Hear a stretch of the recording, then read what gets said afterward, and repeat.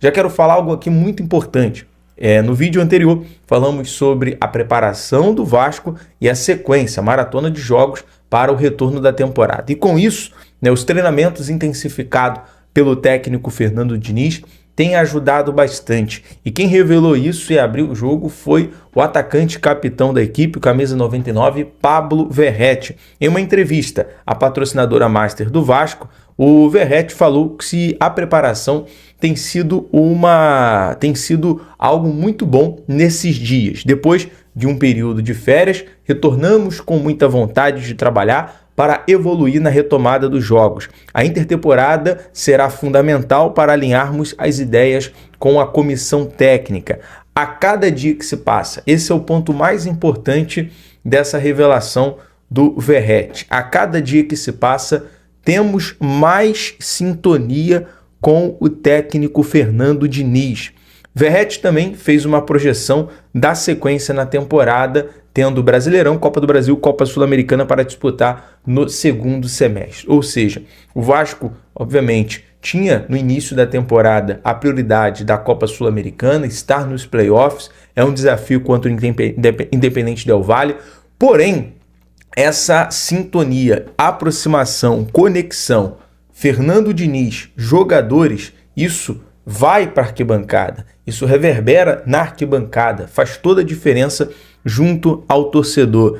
Então, nesse momento, todos estarem nessa sintonia é muito importante para o retorno do Vasco. E olha, eu vou dizer uma coisa, hein? Tomara que isso contribua em resultados para o Vasco daqui para frente. A classificação nos playoffs para as oitavas de final, a classificação diante do CSA, que produz isso em uma quantia milionária para os cofres do Vasco. Até aqui, o Vasco já rendeu mais de 10 milhões nas classificações para a Copa do Brasil e mais de 10 milhões também na classificação na Sul-Americana para os playoffs, ou seja, 20 milhões. E o Vasco se manter consistente na parte de cima da tabela, visar o 10º lugar para cima no Campeonato Brasileiro. Isso passa por essa sintonia. Então, essa declaração do Verratti foi essencial e importante demais. Ele fala, terminando a entrevista, estamos classificados nas Copas e conseguimos uma ótima vitória no Brasileirão contra o São Paulo. A chegada do Fernando Diniz e a mentalidade é sempre evoluir para conseguir resultados. Vamos trabalhar duro para um segundo semestre de conquistas em campos. Lembrando que o Vasco retorna aos gramados no próximo final de semana, sábado, dia 12, contra o Botafogo no estádio Mané Garrincha. Passando aqui essa revelação, essa entrevista, é sempre bom ouvir o Verratti, que é uma liderança em campo, é o capitão. Vamos falar sobre um negócio que entre Leila, de vez em quando, caso dando certo, pode ajudar, sempre, que a Leila ou o Palmeiras em alguma negociação acaba ajudando o Vasco. Porém, dessa vez, dentro dessa negociação é algo que pode sim ajudar o Vasco. Hoje, nosso amigo Lineker Biondi, no seu canal, elucidou bem essa informação. Eu vou trazer aqui para vocês do seguinte: Palmeiras abre negociações por Evander e Gabriel Peck, 2 crias da base do Vasco. E o Vasco pode lucrar com o mecanismo da FIFA. O Vasco tem direito, de caso essa negociação avançando e se concretizando, o Vasco tem direito de 5%. Eu já vou trazer para você os valores que podem ajudar o Vasco. Vamos lá. O Palmeiras iniciou conversas para contratar 2 jogadores revelados pelo Vasco da Gama. O meio Evander, atualmente no FC Cincinnati, dos Estados Unidos, e o atacante Gabriel Peck, que defende o Los Angeles Galaxy. Ambos são crias da Colina e podem render uma quantia milionária ao Vasco em caso de transferências, graças ao mecanismo de solidariedade da FIFA, que garante o clube formador 5% do valor de uma negociação internacional.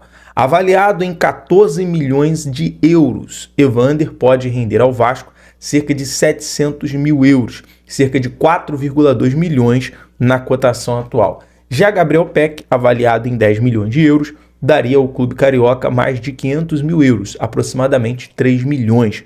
Somadas negociações, caso o Palmeiras consiga concretizar as 2 negociações, seria em torno de 7 milhões. É claro que, basicamente, né, o Palmeiras conseguindo trazer o Peck e o Evander seria um adversário diretamente sendo reforçado. E eu pergunto ao torcedor, né? Você gostaria do Vasco lucrando com esse mecanismo e ver o adversário hoje direto no Campeonato Brasileiro sendo reforçado ou deixa para lá? Seria financeiramente uma boa para o Vasco, já que, entre aspas, né, a Leila estaria ajudando nessa negociação. Trazendo as tratativas ainda estão em fase inicial, né? A negociação entre Palmeiras, Cincinnati e Los Angeles Galaxy estão no início, que vem tendo o Palmeiras vem tendo uma boa campanha, né? No Mundial foi eliminado, mas receberá aí um valor muito acima em relação à classificação. O Palmeiras, salvo engano, termina em 8º, né, na competição da FIFA. Vai entrar muito dinheiro e pode sim buscar essa negociação. Já que a gente está falando sobre crias da base, basicamente hoje o vídeo vai ser formulado muito sobre essas negociações. O Douglas Luiz, que também é da base, fez pedido e foi liberado. A Juventus deu permissão aos seus representantes para encontrar um novo clube e Douglas Luiz quer retornar à Premier League. Inclusive, recentemente perguntamos ao Admar Lopes sobre uma negociação envolvendo o DG, algo que, nesse momento, nas condições financeiras do Vasco, o próprio Admar confirmou que seria improvável, impossível. É claro que pela vontade do Vasco seria interessante, porém, por questões de valores, nesse momento, o Vasco vê como uma negociação impossível. Por isso, o Douglas Luiz quer retornar à Premier League, quer retornar ao futebol inglês e já está liberado pela Juventus. Bom, já que, mais uma vez, vamos falar sobre cria, agora uma negociação não menos importante para a gente fechar aqui o nosso giro de notícias. O Vasco vem batendo o pé em negociação. O Vasco não negocia Ryan por 15 milhões. Esse valor, 15 milhões de euros, essa negociação não está em pauta. Nosso amigo Joel Silva, do canal Colina em Foco, trouxe a informação inicial, né, do jornalista também italiano, que trouxe a informação sobre a Roma, né, preparar ali uma proposta nesse valor, e o Vasco hoje batendo o pé na negociação, não vende Ryan por esse valor. É algo que o Vasco já está irredutível e é muito certo, né? Muito certo, já falamos isso aqui, já batemos nessa tecla e só confirmando a informação, o Vasco bate o pé em negociação e não vai negociar nesses valores. Beleza? Bom, mas sábado, lá em Brasília, começa a nossa maratona. Gente, esse é um mês especial para o Vasco na temporada. E eu vou explicar por quê. Volta o Campeonato Brasileiro, a gente já pega logo de cara o Botafogo, que vem empolgado pelo que fez na Copa do Mundo de Clubes, bateu o PSG, mas está sem jogadores importantes que já foram vendidos, como o Igor Jesus e o Jair Cunha, que foram para o Nottingham Forest. Mandou embora o seu técnico, Renato Paiva, mas é um time que briga na parte alta da tabela. Bom desafio, principalmente para que nós possamos entender qual vai ser esse Vasco, porque a última impressão que ficou foi sensacional. A vitória que a gente teve em cima do São Paulo foi com atitude, jogando como Vasco. Então, o jogo com o Botafogo é o primeiro dos testes deste mês de julho. E aí eu vou passar a agenda para você. Se liga, porque são jogos pesados e em 3 competições. Exatamente. Campeonato Brasileiro, sábado, 6h30 da noite, Mané Garrincha, Vasco e Botafogo.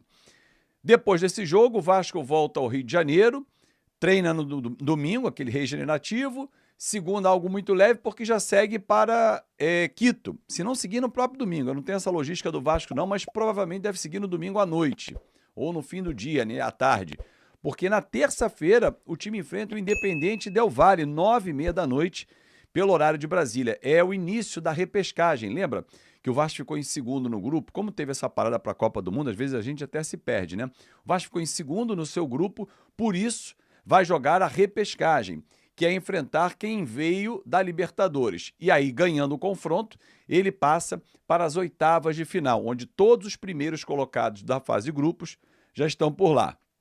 O detalhe é que, como o Vasco foi segundo colocado e quem veio como terceiro da Libertadores, a vantagem é decidir em casa. Por isso que o primeiro jogo é em Quito.